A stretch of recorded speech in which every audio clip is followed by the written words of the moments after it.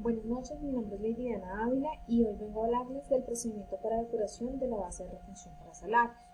En el artículo 385 del Estatuto Tributario, nuestra primera opción es, con relación a los pagos gravámenes diferentes a las cesantías, los intereses de cesantías, la prima mínima legal de servicios del sector privado o la de Navidad del sector público, el valor a retener mensualmente es el indicado frente al intervalo de acuerdo a la tabla correspondiente. La totalidad de dichos pagos que haga el trabajador directa o indirectamente. ¿En qué consiste este? En que cada mes se determina un porcentaje que corresponda según el monto del salario devengado. Este procedimiento, el cálculo se hace individual para cada mes, de tal manera que es irrelevante lo que el trabajador haya devengado en meses anteriores. Los pasos para calcular la retención son determinar el ingreso grabado, las deducciones, aplicar la tabla de retención correspondiente y realizar el cálculo de retención. Bueno, ya en la opción 2, de acuerdo al Estatuto Tributario, en el artículo 386, el procedimiento 2 es cuando se traten de los pagos gravámenes distintos a las cesantías, intereses de cesantías, al valor a retener mensualmente. Este resulta de aplicar la totalidad de estos pagos gravámenes efectuados al trabajador directa o indirectamente en el respectivo mes el porcentaje fijo de retención semestral que corresponde. ¿Cuáles son las reglas para este cálculo? La retención a calcular en los meses de junio a diciembre de cada año, el porcentaje fijo de retención que se deberá aplicar a los ingresos de cada trabajador durante los 6 meses siguientes. El porcentaje fijo de retención del que trata este inciso, el anterior, figura en la tabla de retenciones frente a este intervalo, el cual corresponderá al resultado de dividir entre 13 la sumatoria de todos los pagos gravámenes afectados al trabajador durante los 12 meses anteriores al cual se le va a afectar el cálculo. Cuando el trabajador lleva laborando menos de 12 meses, el porcentaje fijo de retención será el que figure en la tabla de retención frente a este intervalo que corresponda. Cuando se trate de nuevos trabajadores y hasta tanto se efectúe el primer cálculo, el porcentaje de retención será el que figure en la tabla en el intervalo que corresponda, directa o indirectamente del respectivo mes. Es importante tener en cuenta que en las deducciones, en el artículo 387 del Estatuto Tributario, en el caso de que los trabajadores tengan derecho a deducciones por intereses o corrección monetarias por préstamos de adquisición de vivienda, la base de retención disminuirá proporcionalmente en la forma que indique el reglamento, 100 VTs mensuales. Los pagos de salud, siempre que el valor a disminuir mensualmente no superen las 16 VTs mensuales. La deducción mensual de hasta 10% del total de los ingresos provenientes de la relación laboral por concepto de dependientes, hasta un máximo de 32 VTs mensuales. ¿Quiénes figuran como dependientes? Bueno, según el decreto 1625, en el artículo 1, 2, 4, 1, 18, la calidad de dependientes está los hijos del contribuyente que tengan 18 años de edad, los hijos del contribuyente que tengan entre 18 y 23 años de edad y que el padre o la madre de la persona natural se encuentre financiando la educación, ¿sí?, en una institución formal, los hijos del contribuyente mayores de 18 años que se encuentren en situación de dependencia, ya sea por un factor físico o psicológico, y que éste esté certificado por medicina legal, el cónyuge o compañera permanente que también se encuentre en situación de dependencia o con ingresos inferiores a 260 VTs, padres y madres del contribuyente que se encuentren en dependencia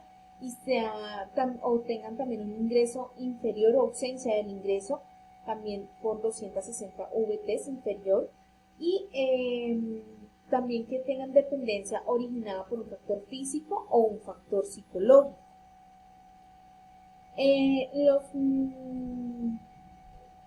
Bueno, digamos, para efectos de probar esta existencia de dependencia económica, el contribuyente suministrará al agente retenedor un certificado expedido bajo la gravedad de juramento en el que indique pues que tiene estas personas como dependientes.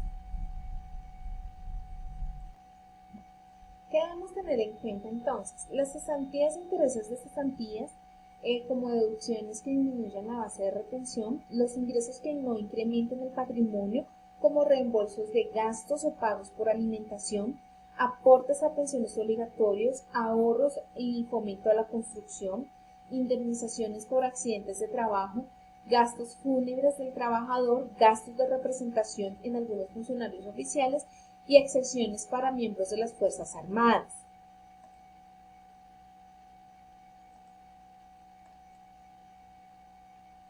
Bueno, para el caso entonces ya de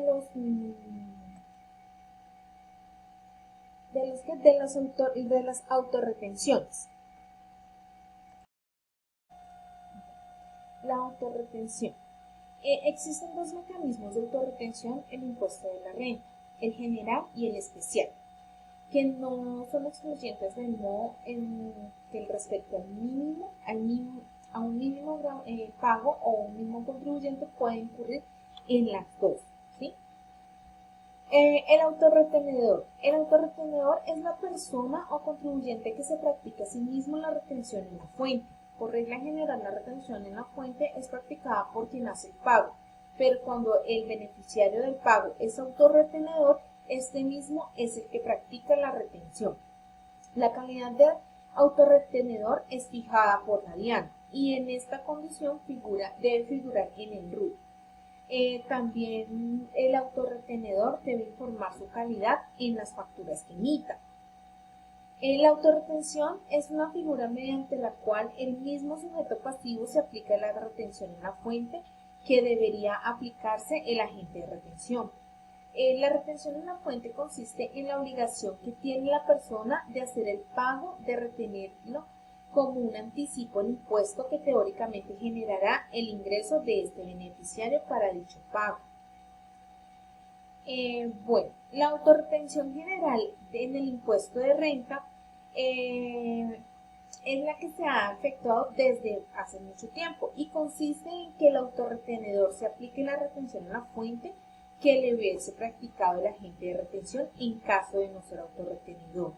Esta autorretención aplica sobre la retención en la fuente general, las tarifas generales como compras, servicios, honorarios. ¿Quiénes son los autorretenedores? Son contribuyentes que expresamente señale la DIAN como tal para el parágrafo primero del artículo 368 del Estatuto Tributario. La DIAN en la resolución 5707 del 5 de agosto de 2019 fijó los requisitos y criterios para designar a un contribuyente como autorretenedor. ¿Quiénes son o cuáles son los requisitos?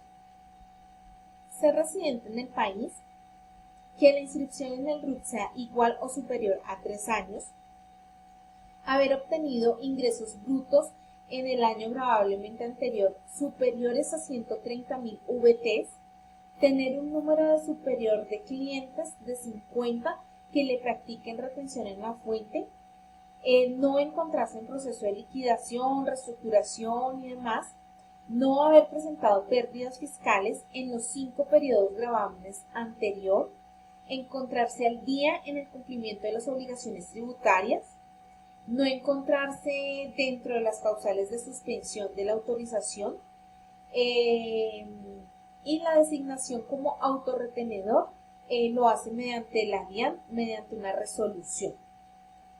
¿Qué puede ocasionar la suspensión de la resolución como autorretenedor? Que el contribuyente autorizado tenga obligaciones exigibles en mora por más de 2 meses, que el contribuyente autorizado en caso de fusionarse haya sido absorbido, que el contribuyente autorizado haya sido sancionado por hechos irregulares en la contabilidad o por algún deber de facturar, que el contribuyente autorizado no haya presentado pérdida fiscal. Estos son causales ¿de qué? De la suspensión. Ya encontramos entonces el artículo, bueno, la autorretención especial, que está determinada en el artículo 114, que habla sobre la autorretención especial. Es el impuesto a la renta que tiene su origen en el parágrafo según el artículo 365 del Estatuto Tributario.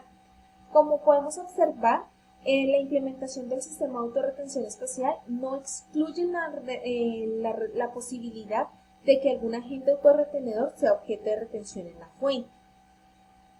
¿Quiénes son agentes autorretenedores especiales del impuesto a la renta? Según el artículo 1266 del decreto 1625 de 2016, son autorretenedores los que se tratan de sociedades nacionales y asimiladas, contribuyentes declarantes del impuesto sobre la renta, complementarios y establecimientos permanentes. Que las sociedades que trata el numeral 1 del artículo estén exoneradas del pago de los cotizantes al Sistema General de Seguridad Social, que de los aportes parafiscales a favor del Servicio Nacional del SENA, Instituto Colombiano de Bienestar Familiar, y las cotizaciones del régimen contributivo de salud. Con respecto a los trabajadores que devenguen individualmente menos de 10 salarios mínimos legales vigentes, por sus ingresos de fuente nacional obtenidos mediante sucursales y establecimientos permanentes de conformidad con el artículo 114.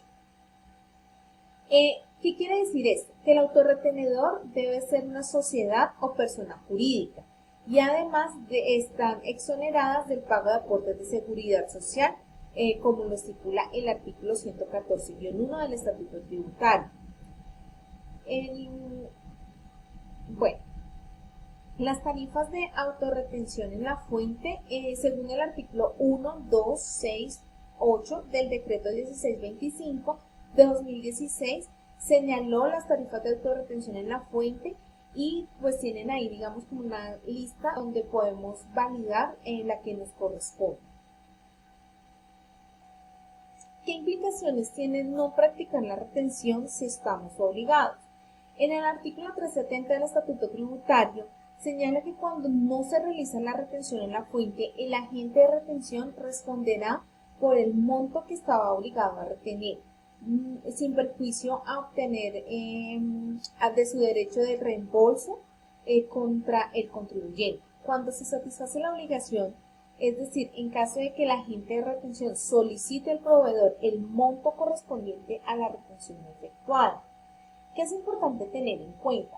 Según la Ley 1819 de 2016, en el artículo 339, modificado por el artículo 402 de la Ley 599 de 2000, dice que el agente retenedor o autorretenedor que no consigne las sumas retenidas o autorretenidas, que el responsable del impuesto a las ventas o al consumo, teniendo la obligación legal de hacerlo, y el agente de retención responsable del impuesto sobre las ventas omita la obligación de cobrar o recaudar, estando obligado de hacerlo, incurrirá en prisión de 48 a 108 meses de multa equivalentes al doble de lo no consignado sin que supere el equivalente a 1.020.000 VTs.